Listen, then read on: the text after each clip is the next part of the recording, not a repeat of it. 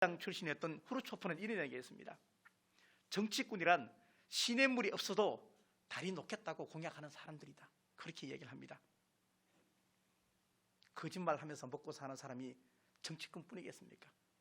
오늘 야곱도 빠진 광고 하나는 월삭 예배 3월 2일 날 새벽에 드리도록 그렇게 하겠습니다. 오늘은 특별히 여러분 집에 있는 달력 보시면 한 달에 한 번 달력에 있는 말씀을 가지고 제가 설교하겠다 약속을 해서 이제 두 번째, 아마 집에 있는 달력은 창세기 35장 3절 말씀이 있을 겁니다. 그렇지만 앞뒤 1절부터 8절까지 야곱의 인생을 함께 생각해 보고자 합니다. 아마 야곱이 누군지 아시는 분도 계시고 누군지 잘 모르시는 분도 계시겠지만 이름의 뜻을 보면 야곱이 누군지를 압니다. 이름의 뜻이 뭐냐면 야곱은 속이는 자 하는 뜻입니다. 거짓말쟁이 하는 뜻입니다. 참 희한하게 부모가 지어진 그 이름의 뜻대로 야곱은 평생을 어느 한 시점에 하나님을 진솔하게 만나기 전에는 속이고 그리고 거짓말하며 살았습니다.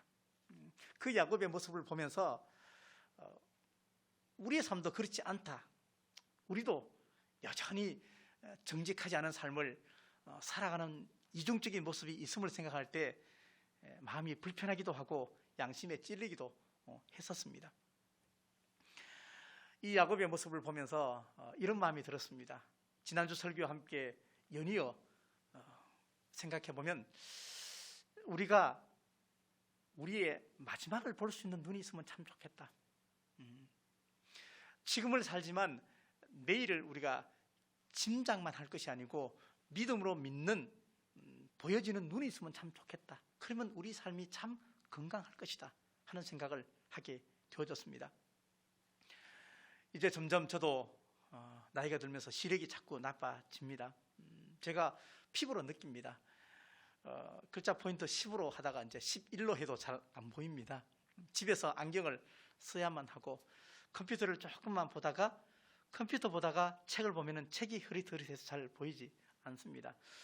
저만이 안 그래서 참 마음속에 때로 감사는 아니지만 같은 시대를 살고 있구나 하는 생각을 합니다. 동물 중에서 시력이 참 좋은 동물이 매가 있죠. 매는 사람의 시력보다 8배가 더 좋다고 합니다. 근데 이 매보다 더 시력이 좋은 동물이 있는데 타조라고 합니다. 타조는 약 10km 밖에 있는 물체도 볼 수 있고 약 40m 바깥에 있는 개미의 움직임도 포착할 수 있다고 합니다. 시력이 좋은 그 동물들이 참 부럽지만 동물이 부러운 것은 아니고요. 또 우리에게 영적 믿음의 시각이 있었으면 참 좋겠다. 점점 살면서 영적 시력, 다시 말하면 분별력, 이게 있었으면 참 좋겠다 하는 생각을 하게 되어집니다. 삶의 연륜에 따라서 어른들이 지혜로운 것은 그만큼 삶의 경험이 해안을 주기 때문에 그렇습니다. 그래서 젊은 사람들보다 바른 선택을 어른들이 많이 하십니다. 그렇지만 그럼에도 불구하고 세상의 모든 사람이 다 그렇게 바른 선택을 하며 사는 것은 아닙니다. 예수를 믿어도 우리가 잘못 선택을 하게 되면 우리에게 엄청난 치명상과 내상을 입게 되는 경우가 없지 않습니다. 톨스토이의 단편 중에서 사람은 땅이 얼마나 필요할까 하는 책이 있습니다. 사람은 땅이 얼마나 필요할까? 저는 한 200평만 있으면 되겠습니다. 교회 지었으면 참 좋겠습니다. 근데 거기에 주인공으로 나오는 다흠은 소작농으로 살면서 땅을 가지는 것이 소원이었습니다. 그러다 보니까 늘 땅에 대한 집착과 소원을 품고 살았는데 어느 날 내가 밟을 수 있는 모든 땅은 다 내 것이 될 것이다 하는 이야기를 듣게 되면서 아침에 출발해서 죽으라고 땅을 향해서 걸어갑니다. 왜? 그날 밟는 모든 땅이 자기 땅이기 때문에 그렇게 달려갔는데 단 한 가지 조건이 있습니다. 해가 지기 전에 다시 출발점으로 돌아오라는 것이죠. 짐작하고 알다시피 그 바움은 그 출발점에 돌아오지 못했습니다. 억지로 돌아오려고 막 하다가 결국은 피를 토하고 죽게 되죠. 결국은 그의 땅은 자신의 몸을 묻는 그 공간밖에 되지 못했습니다. 만약에 이 바움이, 만약에 야곱이, 만약에 우리가, 만약에 예수 믿지 않는 사람들이 인생의 끝을 보았다면, 자기가 그 땅에 누운 것을 예상했다면, 아니 보았다면 아마 우리는 절제라는 미덕을 사용했을 것이고 욕심을 내려놓는 삶을 살게 되었을 것 같습니다. 우리에게 영안이 필요합니다. 우리에게 영적인 눈이 필요합니다. 우리에게 본질을 향한 다른 박질이 필요합니다. 이 자리에서, 여기서, 현실 속에서 그냥 살아도 어영부영 살겠지만, 그러나 성경은 우리에게 너는 마음과 뜻과 정성을 다해서 내 하나님을 사랑하고 내 이웃을 내 몸과 같이 사랑하라, 그렇게 말씀하셨는데, 대충 사는 삶이 십자가에서 자신의 아들을 주신 하나님의 마음에 흡족한 마음을 줄 수 있겠느냐 하는 생각을 먼저 하게 되어집니다.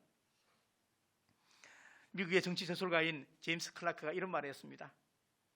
정치가는 다음 세대를 생각하고 정치꾼은 다음 선거를 걱정한다, 그렇게 말했습니다. 소련의 구 서기장이었던 후르초프는 이런 이야기를 했다고 하죠. 정치꾼이란 시냇물이 없어도 다리 놓겠다고 공약하는 사람들이다, 이렇게 말했습니다. 순임금 독장수라는 말이 있습니다. 성군이었던 순임금이 임금으로서 민정을 살피기 위해서 가면서 장독을 지게 지고 가면서 깨진 장독을 지고 나갔습니다. 그래서 사람들에게 깨진 장독 사십시오, 깨진 장독 사십시오, 그러니까 아무도 관심을 가지지 않는 거예요.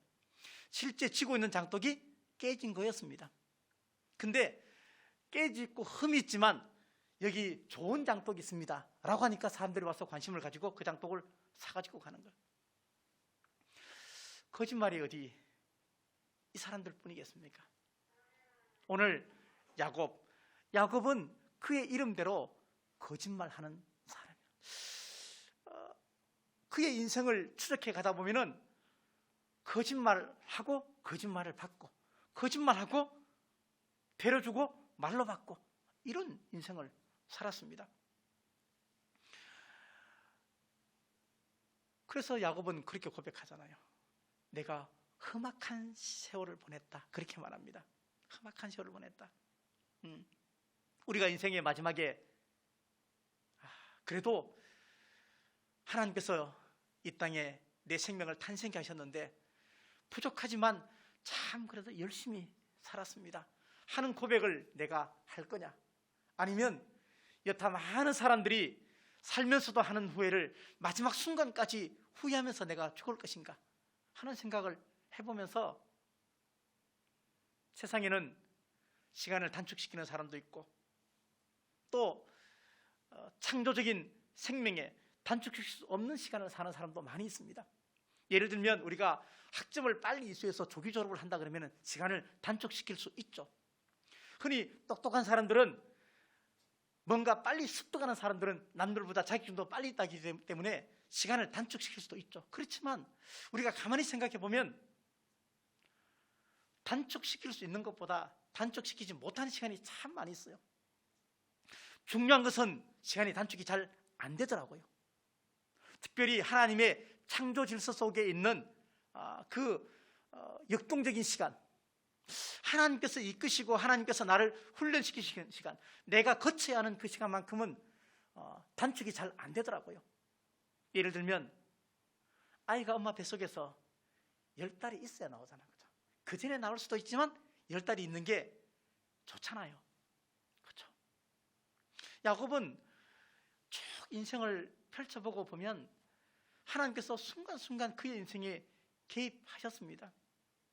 개입하셨는데 야곱은 몰랐습니다. 그냥 자기의 욕심을 이루고 자기 환경을 바꾸기 위해서 살았습니다. 요단을 건널 때 지팡이 하나만 가지고 건넜는데 이제 두 때를 이룰 만큼 그런 부자가 되었고 가족도 얻었습니다. 우리가 은혜 받았다 이런 이야기를 많이 합니다. 은혜 받았다. 이야기가 뭐냐면 하나님의 마음을 내가 알게 되었다. 철들었다. 부모의 마음을 알게 되었다. 같은 뜻이겠죠. 근데 은혜 받았을 때 그 은혜가 다 좋은 것만은 아닙니다. 은혜가 때로는 불편할 때도 있습니다. 왜? 은혜 받고 나니까 내가 이렇게 살면 안 되겠다는 생각이 드는 거예요. 그전에는 그거 몰랐어요. 근데 은혜 받고 나니까 부모님의 마음을 잘 알지 못했을 때는, 철들지 않았을 때는 내가 잘 사는 것처럼 생각했는데 철들고 나니까 내가 이렇게 살면 안 되겠구나 하는 후회가 생긴다는 것은 철들었다는 얘기죠. 근데 은혜는 세 가지 은혜가 있다고 합니다. 첫 번째는 선택받은 은혜, 두 번째는 거저받은 은혜, 세 번째는 자격을 갖춘 다음에 받는 은혜입니다. 야곱의 인생을 봐도 이 세 가지 은혜를 다 받았습니다. 저와 여러분도 이 세 가지 은혜를 다 받았습니다. 선택받은 은혜, 하나님께서 모태에서 우리를 창조하셨습니다. 모태에서 어떻게 나를 창조했어? 성경에 되어 있으니까 믿는 겁니다. 근데 모태에서 나를 창조하셨을 때, 선택했을 때 쟤는 응애하고 태어나면 하나님을 잘 믿을 것이다 예상하고 선택한 거 아닙니다. 내가 축구를 아무리 잘해도, 내가 야구를 아무리 잘해도, 내가 빵을 아무리 잘 만들어도 명장이나 국가대표 선수는 나를 선택해야 내가 되어지는 것입니다. 나 혼자 내가 국대라고 아무리 말해도 안 되는 것입니다. 선택받는 것은 감사한 일이죠. 선택받는 것은 축복이에요. 근데 하나님께서 우리를 선택하셨는데 하나님의 이중 예정이 있습니다. 하나님의 예정, 이끄시면은 두 가지가 있는데 이중 예정 그렇게 말합니다. 선택이 있고 유기가 있습니다. 말이 조금 어렵지만 하나님의 선택 예정은 하나님을 잘 믿는 사람은 하나님에게 선택받았다는 것이고, 하나님을 잘 믿지 않은 사람은 유기, 버려졌다는 것을 이야기하고 있습니다. 이렇게 생각하시면 됩니다. 내가 하나님 앞에 구원받을 만한, 축복받을 만한 행동을 전혀 하지 않았음에도 불구하고 하나님께서 거저 주시는 은혜, 그 은혜가 십자가의 은혜인데 우리가 예수 그리스도를 구주로 고백했다면 우리는 이미 거저 받은 은혜를 받았습니다. 그 다음에 은혜가 뭐냐면 자비라고 이야기하는 자격이 있는 사람이 받는 은혜입니다. 이것은 내가 예수님을 구주로 고백한 이후에 내 신분이 바뀌면서 하나님께서 이 땅에 살고 있지만 신분이 바뀐 우리에게 하나님이 늘 도와주시고 함께 하시는 동행의 축복의 은혜가 있다는 이야기입니다. 이것은 예수 믿지 않는 사람에게는 전혀 없습니다. 예수 믿지 않는 사람에게는 이 세 가지 은혜가 전혀 없습니다. 근데 예수 믿는 우리는 이 세 가지 은혜를 동시에 받았든지 아니면 점차적으로 순서적으로 받았든지 우리는 이미 받았던 사람들이라는 얘기입니다. 야곱도 이 세 가지 은혜를 받았습니다. 선택의 은혜 받았습니다. 야곱의 아버지가 이삭이고 어머니가 리브가인데 결혼하고 20년이 지났는데 아이가 없어요. 하나님의 은혜로 임신했는데 배가 여타 다른 사람의 배와 다른 거예요. 뱃속에서 태동을, 저는 여자분들은 태동을 느낄 거예요. 근데 막 싸우는데 느낌이 유사롭지 않아서 하나님한테 물어봤더니만도 하나님께서 하시는 말씀이 내 태중에 두 국민이 있구나, 두 나라가 있구나, 그렇게 말하면서 이것보다 더 충격적인 말씀을 하시는 거예요. 큰 자가 작은 자를 섬길 것이다, 이렇게 말하는 거예요.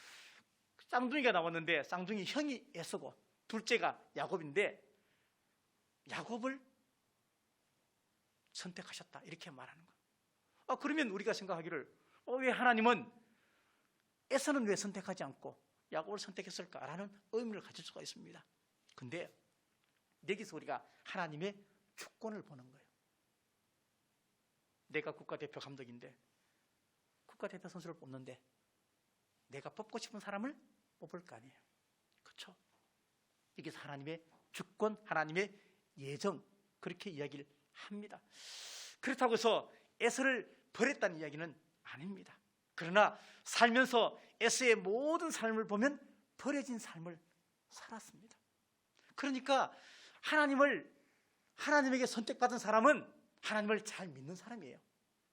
하나님에게 버려진 사람은 보면 하나님 잘 안 믿어요. 그렇다면 이 자리에 온 우리는 하나님의 선택을 당연히 받았죠. 왜? 선택받았기 때문에 오늘 예배 자리에 온 것이죠. 그러면 하나님을 믿지 않는 세상의 사람들은 유기된 사람들이죠. 이것은 어떤 공간에 와서 예배를 드리고 이것도 우선적인 기초가 되겠지만 그러나 더 중요한 것은 마음속에 하나님을 믿느냐 안 믿느냐 이것이 더 중요합니다. 다시 말하면 우리가 이곳에 와서 함께 예배를 다 드려도 이 속에 하나님을 진정으로 예배하는 사람이 있고 그렇지 않은 사람이 있다. 예배자가 있고 구경꾼이 있다 하는 생각을 우리가 하게 된다는 이야기입니다. 오늘 이곳에 오지 않았다 해도 예배 참석하지 않았다 해도 하나님을 정말로 믿는 사람은 그에게도 구원이 임할 것이다 하는 것을 이야기합니다.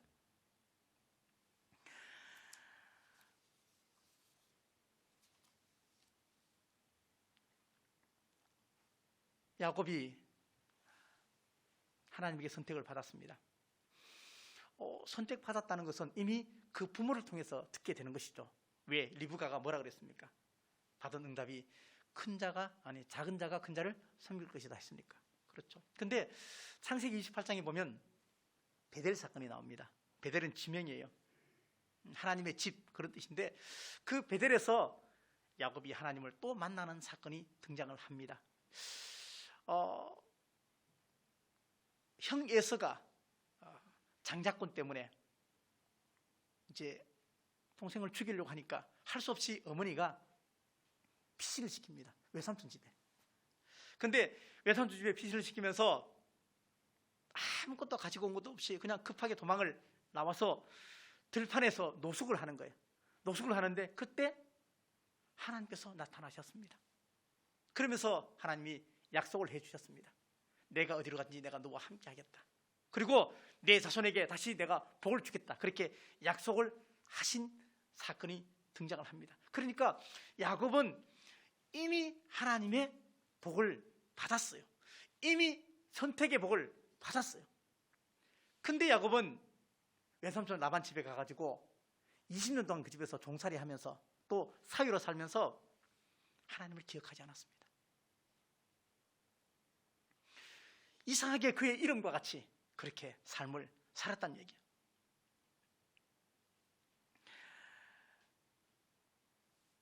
장자권을 가지는 것은 엄청난 큰 축복처럼 보여지지만 형은 그 장자권을 배가 고파서 막 배고픈데 동생이 팥죽 한 그릇 가져왔고 형 이 팥죽 먹을래? 먹을게. 그럼 팥죽 먹는 대신에 장자권 나한테 팔어? 그러니까 알았어 팔았어요. 자, 생각을 해보십시오. 팥죽 한 그릇에 장자권을 판다 그래서 맞이하고 차자가 바뀌어집니까? 안 바뀌어지죠. 바뀌어질 수가 없죠. 그렇죠. 그렇지만 표면적으로는 그렇지만 영적인 장자가 야곱이 되었음에도 불구하고 그러나 야곱은 그것을 담을 수 있는 그릇은 아직 안 되었다는 얘기예요. 그러니까 하나님께서 외삼촌 라반 집에 가서 있는 과정과 그의 삶의 20년 동안에 야곱을 다듬어가고 있다는 얘기예요. 절대 피해갈 수 없는, 다시 말하면 은혜 받은 자가 주시는 두 가지가 있는데 그것은 뭐냐면요, 때로 고난도 주세요. 그리고 은혜 받은 자는 반드시 하나님께서 미션을 주십니다. 내가 하나님에게 은혜 받았어요. 그러면 마음속에 반드시 주신 하나님의 명령이 있다는 것을 우리는 알게 되어진다는 얘기입니다. 외삼촌 라반 집에서 밭담아라면서 20년 동안 야곱은 치열하게 바쁘게 살았습니다. 어쩔 수 없이 오게 된 그 도망쳐온 그 야곱의 집, 그 라반의 집에서 살면서 거치지 않으면 안 되는 시간을 지금 보내고 있는 것입니다. 이것은 선택하신 하나님께서 야곱을 빚어가는 과정 속에 있다는 것을 우리가 기억해야 합니다. 우리가 하나님을 믿으면서, 우리가 예수를 믿으면서 다 잘 되면 참 좋겠지만 이상하게 안 될 수도 있어요. 근데 그 안 되는 것 때문에 우리가 조급할 필요가 없는 것은, 내가 누구를 전도했는데 그 사람이 오늘은 내 말 잘 들었다가 내일 되니까 안 온다 그랬다가 왔다 갔다 하는 거, 내가 일일이 할 수 없는 것은, 내가 자녀가 나한테 어떨 때는 참 잘하고 어떨 때는 참 못하고, 이거 우리가 마음 쓰지 않아도 되는 것은 뭐냐면, 모든 것이 하나님의 예정 속에 있고 하나님의 시간의 흐름 속에 우리가 살아간다는 것을 맡기면 우리는 조금 더 자유할 수 있다는 것을 기억해야 되겠습니다. 야곱은 20년 동안에 자기 이름과 같이 살았습니다. 라반이 10번이나 품삯을 안 줬어요. 얕잡아 본 것이겠죠. 근데 10번의 품삯을 안 줘도 하나님께서 지시하신 한 방법을 통해서 오히려 더 부자가 되었지만, 사람이 상상할 수 없는 방법이죠. 이것은 야곱은 하나님을 잊어버렸지만 하나님은 야곱을 주목하고 있는 거예요. 우리가 일주일을 살면서 때로 어느 날은 한 번도 하나님을 생각할 수 없을 만큼 내가 바쁘거나, 하나님을 정말로 한 번도 생각할 수 없을 만큼 내 마음이 우울하거나, 그러다 할지라도 하나님은 우리를 주목해 보신다는 거예요. 하나님은 우리의 마음을 다 아신다는 거예요. 우리가 여기에 신앙의 가치를 두면 빨리 우리의 마음을 주께로 돌이키는 것이 얼마나 행복한 일이고, 내가 하나님의 자녀라는 것이 얼마나 귀하고 소중한 것인지를 우리가 다시 한번 깨닫게 되어진다는 얘기입니다. 야곱은 자격이 없지만 받은 은혜도 많이 있습니다. 야곱이 20년 동안 아버지 이삭을 떠나고 어머니 리브가 떠나가지고 살면서 다시는 아버지 엄마 못 봤습니다. 근데 20년 동안 살면서 자녀를 12명을 낳았어요. 도망갈 때는 혼자 갔는데 거기서 결혼해서 자녀를 12명 낳았어요. 그 다음에 재산도 엄청나게 많이 불렸어요. 이게 야곱이 잘해서, 야곱이 성실하게 일해서, 성실하게 일했지만, 그러나 열심히 산다고 다 부자 되는 것 아닌 것처럼 하나님의 값없이 주는 은혜를 받았던 얘기예요. 우리도 마찬가지예요. 우리가 하나님에게 예수님을 통해서 구원받았습니다. 근데 구원받을 만한 자격이 우리한테 없습니다. 그러니까 구원받을 만한 자격이 없기 때문에 하나님께서 모든 사람을 구원할 책임과 의무가 있지만, 그러나 그것은 하나님의 주권이라는 거예요.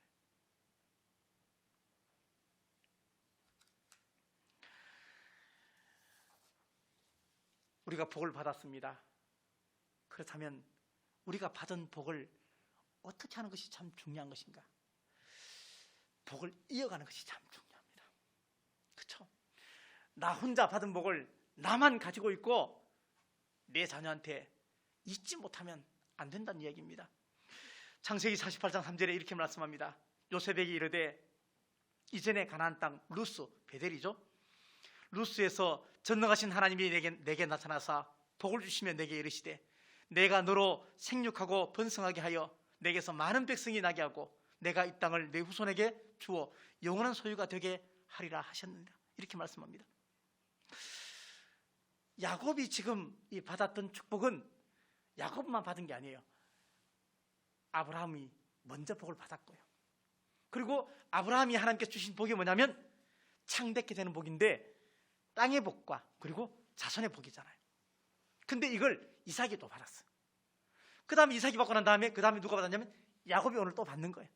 그리고 창세기 48장에 보니까 또 요셉에게도 똑같은 복을 받는 거예요. 그래서 우리가 아브라함의 하나님, 이삭의 하나님, 야곱의 하나님 이렇게 말하는 것은 계속해서 대를 이어서 받는 복이 진짜 복이다 하는 것을 우리에게 가르쳐주고 있고, 이렇게 복을 계승하라 하는 것을 가르쳐주고 있습니다.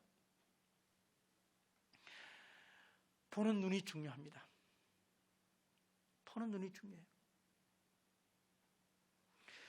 야곱의 집에 집안에를 보면요, 집안에 갈등 구조가 있어요. 아버지 이삭은 장자인 에사한테만 관심이 있었어요. 어머니 리브가는 둘째인 야곱에게만 관심이 있었어요. 그렇죠. 성경에 보면 그렇게 나와 있어요. 창세기 28장 6절에 보니까 이렇게 말합니다.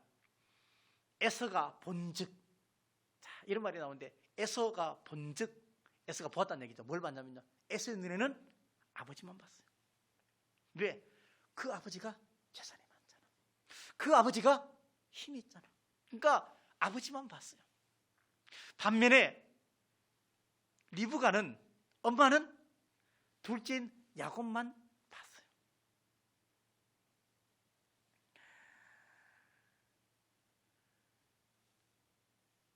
창세기 28장 10절 이하에도 보니까 야곱도 에서와 같이 똑같이 두 번 봤습니다. 근데 야곱이 본 것과 에서가 본 것은 똑같이 두 번 봤다고 성경에 나와 있지만 보는 게 달랐어요. 보는 게 달랐어요.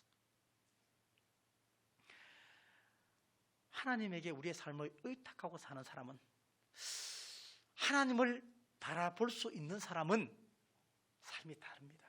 절대 같지 않습니다. 내가 정말 하나님을 믿는다면 삶이 결코 안 믿는 사람과 같을 수가 없습니다. 야곱은 천사가 오르락 내리락 하는 사닥다리를 보았습니다. 자, 인간은 있잖아요, 자꾸 뭔가를 도전하고 욕심을 가지고 성취하기 위해서 땅에서 뭔가를 쌓습니다. 근데 땅에서 쌓는 모든 것이 하늘까지 이어지지 않습니다. 바벨탑을 쌓습니다. 흩어짐을 면하자, 그래서 바벨탑을 막 쌓아서 교만하게 올라갑니다. 근데 그 복은 진짜 복이 아니에요. 진짜 복은 하늘에서 내려오는 복이 진짜 복이잖아. 내려서. 그래서 야곱은 하늘에서 내려오는 사닥다리를 보았는데, 똑같은 것을 요한복음 1장에 나다나엘이 봅니다. 근데 그 나다나엘은 뭐냐면요, 그 오르락 내리락 하는 그게 인자가 왔다 갔다 한다. 그러게 말이에요. 인자가 누구예요? 예수 그리스도예요. 그러니까 예수님이 주는 복이, 하늘에서 내려온 예수님이 우리에게 진짜 복이지, 땅에서 우리가 아무리 열심히 살아도 어느 날 주변에 많은 경험들을 보잖아요. 훅 한번 불고 나면 안개처럼 사라져요. 어저께 그렇게 건강하던 사람이 오늘 아침에 훅 풀으니까 우리 인생은 참으로 하나님의 은혜 아니면 절대 살 수 없다는 생각을 늘 가지게 되어집니다. 하나님이 주신 세 번째 은혜가 뭐냐면 자격이 있는 자에게 주는 자비인 것입니다. 야복강에 천사와 씨름할 때 그때 야곱은 알았습니다. 그 전까지는 복 받았는데 잊어버렸고 예수님 하나님 다 잊어버렸는데 천사와 딱 씨름하는 그 순간에 야곱은 내가 하나님의 정말로 은혜를 받았구나 라고 생각을 했고 믿었습니다. 중요한 것은 뭐냐면 우리에게도 이런 베델의 경험이 있어야 돼요. 그래서 오늘 말씀에 베델로 올라가자 그렇게 말합니다. 베델로 올라가자. 베델로 올라가서 뭐 합니까? 제사 지내자. 제사가 뭐예요? 예배 드리자 하는 거예요.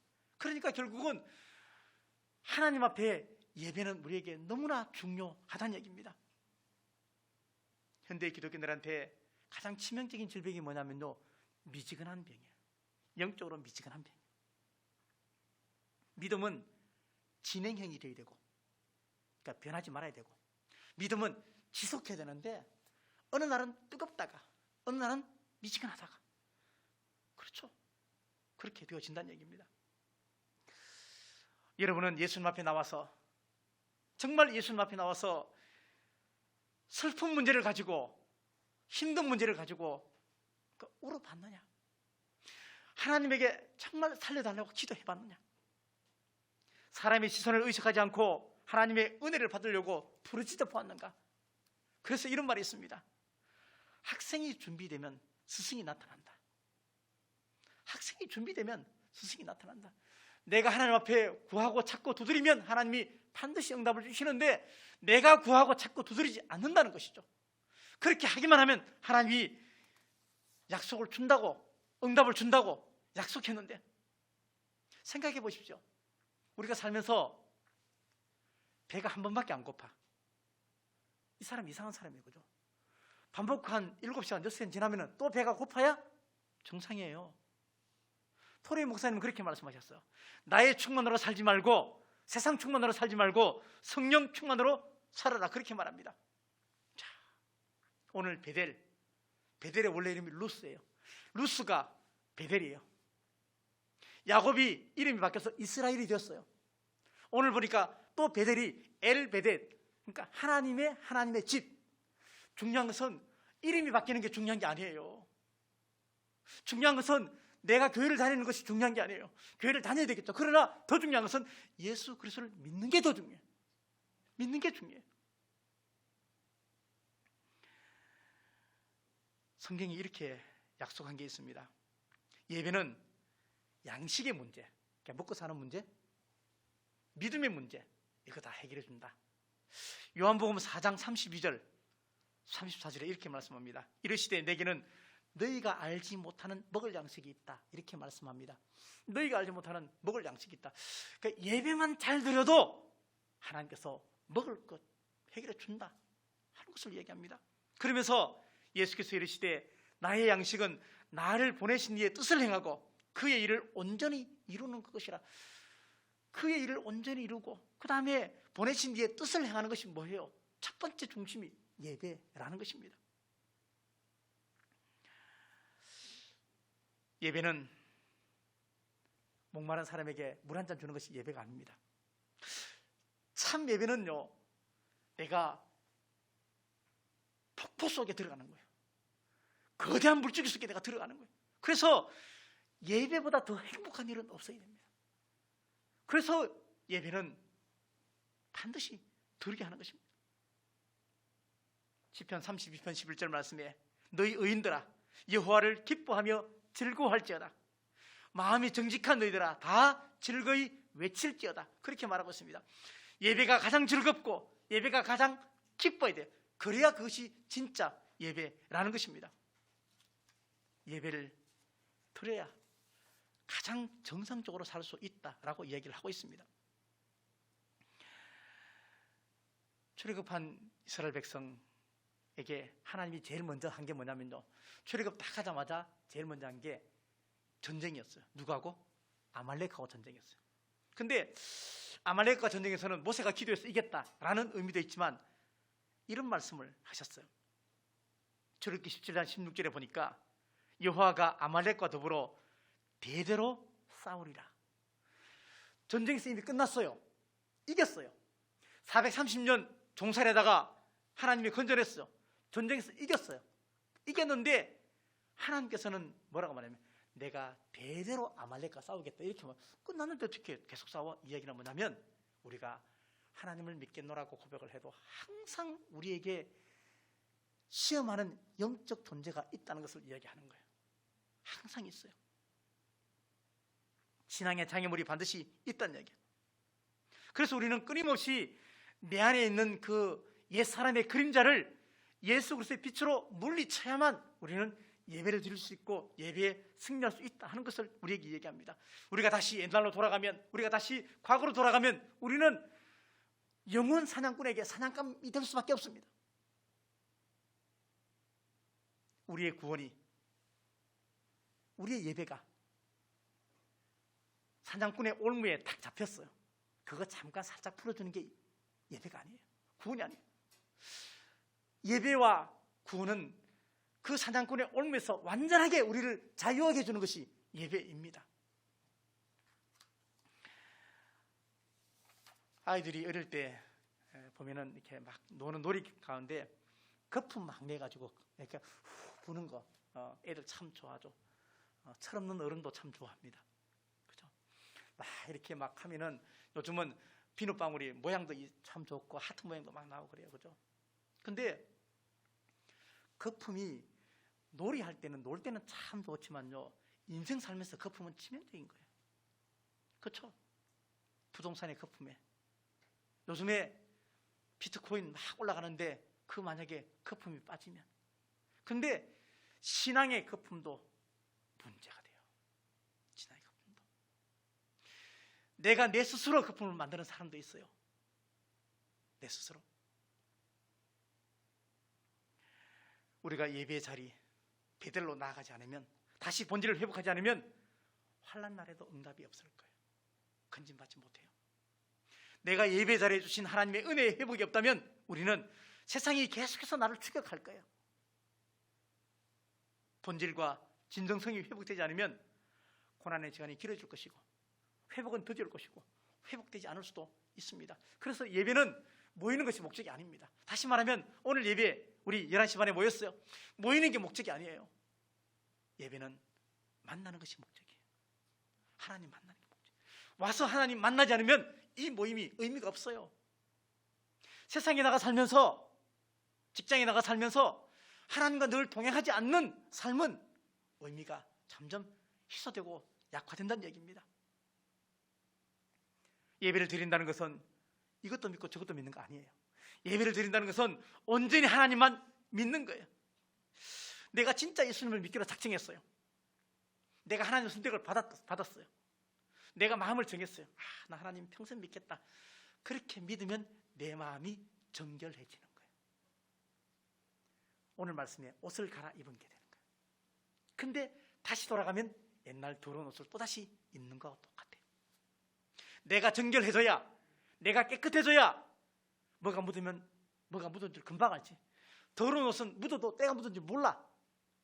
세상 문화에 내가 휩쓸려 가지 않으려면 내가 정결해야 돼. 항상 마음속에 나는 하나님에게 선택받은 자녀다. 내가 하나님을 믿기로 결정했어. 하나님 도와주십시오. 그래야 환경을 바꾸고 인생을 바꾸려고 하는 기도하지 않고 인간이 바뀌어지기를 기도하는 거예요. 야곱은 20년 동안 살면서 자기 환경을 바꾸려고만 기도했어. 근데 우리도 어쩌면 교회를 다니면서 내 환경을 바뀌어달라고, 마치 하나님에게 빚내놓으라고, 지난번 빌려간 돈 갚으라고, 그렇게 마치 그렇게 우리가 신앙생활을 하고 있다.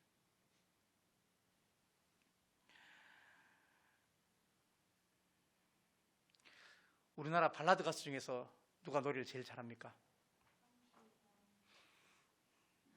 발라드 가수 중에서 노래 제일 잘하는 사람은 박분인가요? 저기 성시경 씨가 노래 참 잘하죠, 그죠? 제 생각입니다. 그렇게 노래 참 잘하는 성시경인데 성시경 씨 아버지는 음치라고 해요. 음치. 우리나라 수영계에 아주 금메달리스트, 지금은 이제 은퇴했지만 가장 수영을 잘했던 사람이 박태환이죠. 박태환 씨 아버지는 수영을 못해요. 자, 우리가 살면서 내 삶이 지금 어디쯤일까? 시간이 어디쯤일까 생각을 한번 해보시고, 모릅니다. 그렇지만 생각해 보는 거예요. 그 다음에 내 삶의 위치가 지금 어디쯤일까? 내 인생의 좌표가 어디쯤 있을까? 생각을 늘 해야 돼요. 근데 내 삶의 좌표가 성전 안에 있지 않고 베델에 있지 않고 본질에 있지 않고 저 외곽에 변두리에 있다면 나중에 지난주에 말씀하신 것처럼 어처구니 없는 일을 당하게 될 것입니다. 사람이 많이 모였다고 예배 아니에요. 그렇죠? 그래요.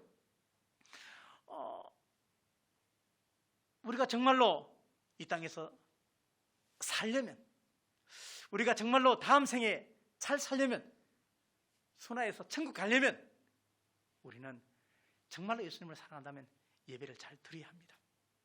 예배를 드리는 것이 믿음으로 삶을 증명하는 가장 중심에 있는 것입니다. 하나님의 마음에 감동을 주고 사람의 마음에 공감을 주는 것은 저 사람이 참 신앙이 깊다. 첫 번째 보는 단초가 뭐냐면 예배 생활에 있습니다. 옥합을 깨뜨리는 예배를 드려야, 그러니까 옥합을 깨뜨리는 예배를 드려야, 가장 귀한 거 좋은 것을 하나님에게 드려야 하나님께서도 하늘의 보물창고를 여시는 거예요. 물론 예배를 방해하는 킬러가 항상 우리 주변에 있습니다. 우리의 예배를 방해하는 존재가 항상 우리 주변에 있습니다. 여러분, 삶의 순서를 바꾸지 마십시오. 다시 말하면 내가 좋다고 하나님이 좋지 않을 수도 있습니다. 사람은 나만 좋다고 화려하고 서비스 잘 되고 편안하고, 이 예배가 하나님이 받으시는 예배일까 아닐까가 중요하고, 그 다음에 오늘 드리는 예배가 과연 하나님이 받으셨을까 하는 것이 너무너무 중요합니다. 늑대야 16장 9절 말씀에 여호와는 온 땅을 두루 감찰하사 전심으로 자기를 찾는 자들에게 능력을 베푼다, 그렇게 말했습니다. 복을 주고 싶어요. 은혜를 주고 싶어요. 능력을 주고 싶어요. 근데 전심으로 나를 찾지 않아. 전심으로 나를 구하지 않아.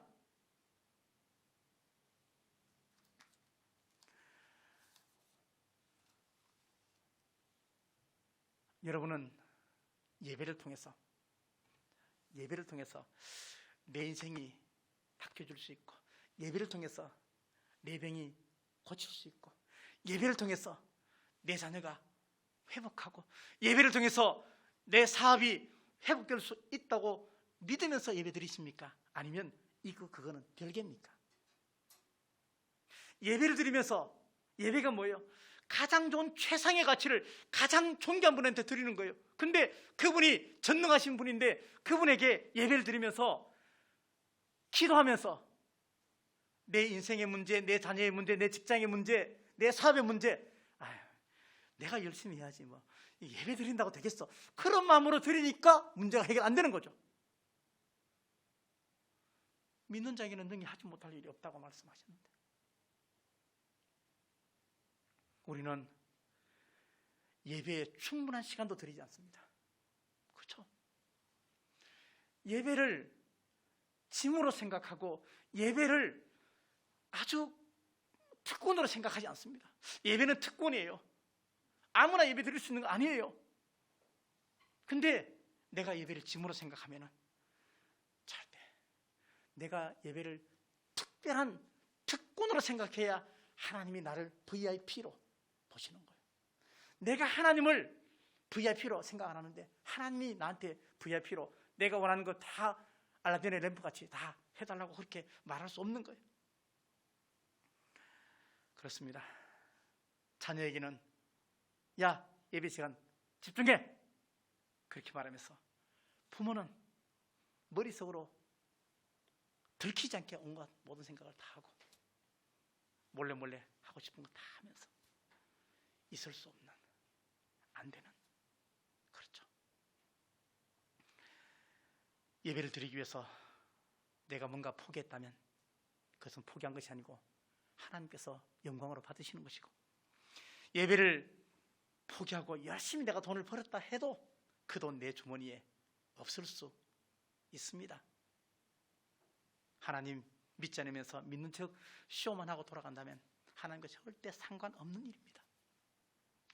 바라기는 우리가 평생 예배를 드리게 될 텐데 예배 때마다 오셨다면 하나님이 나를 선택하셨구나, 오셨다면 내가 하나님을 믿는 게 맞구나, 그러면 내가 오늘 예배는 온전하게 드려야지, 그런 마음을, 갈망하는 마음을 가지고 예배를 드릴 때 내가 몸이 참 찌뿌둥하고 힘든데 그래도 내가 예배 드려야지, 예배 드리면 다 나을 것이다, 그런 믿음이 있어야 하나님께서 그나마 역사하시고 일하시지, 아이고 예배 드려도 아무 소용없어, 그렇게 생각하고 예배 드리면 하나님이 일할 수가 없어. 이미 마음의 문을 다 닫아놨잖아.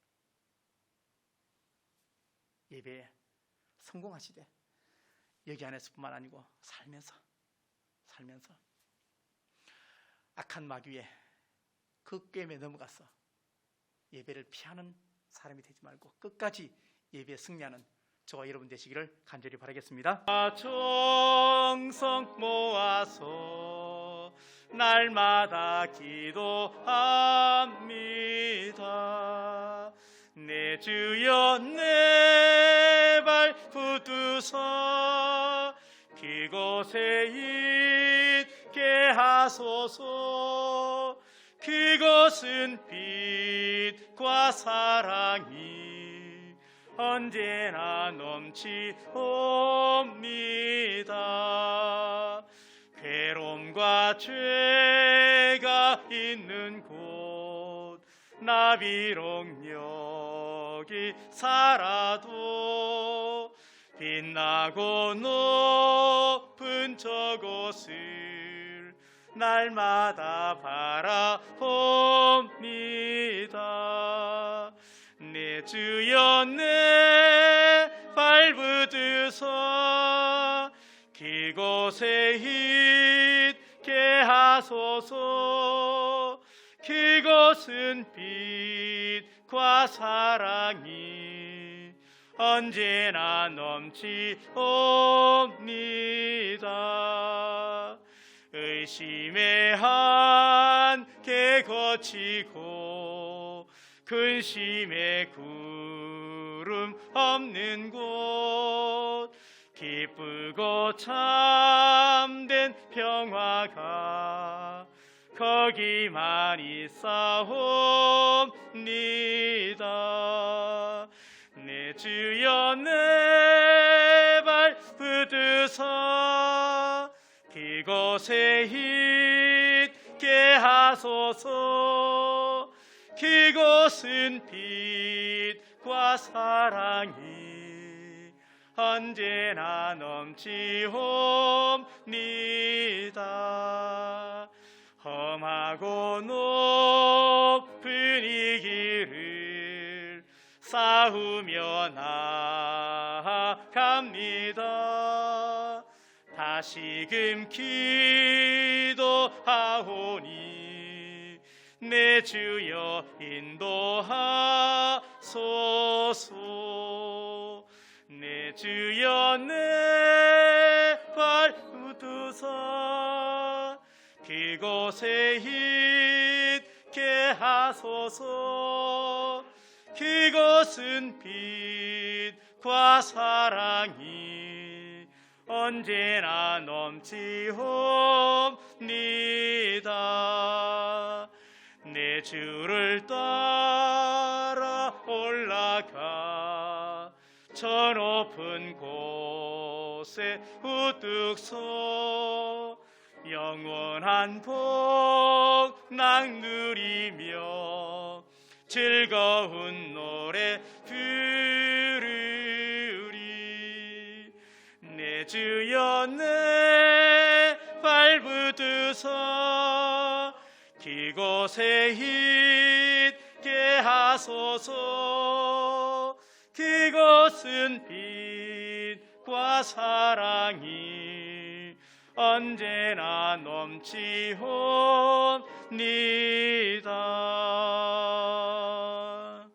아멘. 하나님 아버지, 옛 야곱으로 살지 않게 하시고 이스라엘로 살게 도와주시고 이름만 바뀐 것이 아니고 우리의 삶의 변화가 있도록 은혜 베풀어 주시옵소서. 눈에 보이는 현실이 아무리 화려해도 세겜의 현실에 살지 않게 하시고 초라해도 하나님의 집에서 예배드리며 살게 도와주시옵소서. 나의 이성과 지식으로 사는 것이 아니라 하나님의 통치를 받으며 살게 해주시옵소서. 예배를 드릴 때 내가 영적으로 강해지고 하나님의 은혜가 막히지 않아 범사에 감사와 기쁨이 충만하도록 인도하여 주시옵소서. 예배에 무기력함에 빠지지 않도록 늘 성령 충만이 있게 허락하여 주시옵소서. 예수 그리스도의 크신 은혜와 하나님 아버지의 사랑하심과 성령님의 감화 감동 충만 위로하심이 신앙의 본질이 예배인 것을 다시 한번 기억하고 우리의 모든 남은 예배가 영과 진리의 예배로 조합해 성실하고 정직하게 드릴 것을 다시 한번 결단하는 우리 모든 성도들의 예배와 마음의 소원과 그리고 특별히 기도하는 기도 제목 위에 영원토록 함께 하시기를 간절히 축원하옵나이다. 아멘.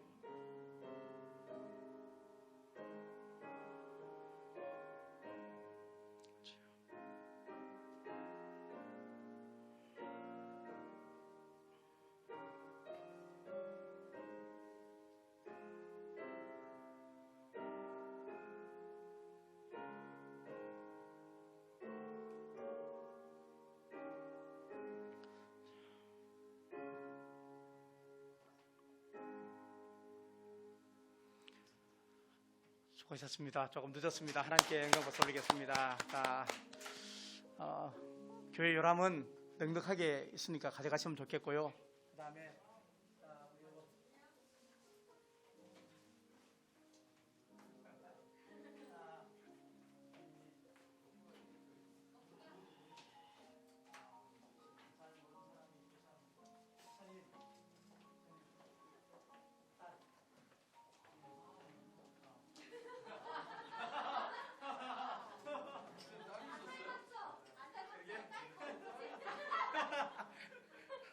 진짜 미안해요.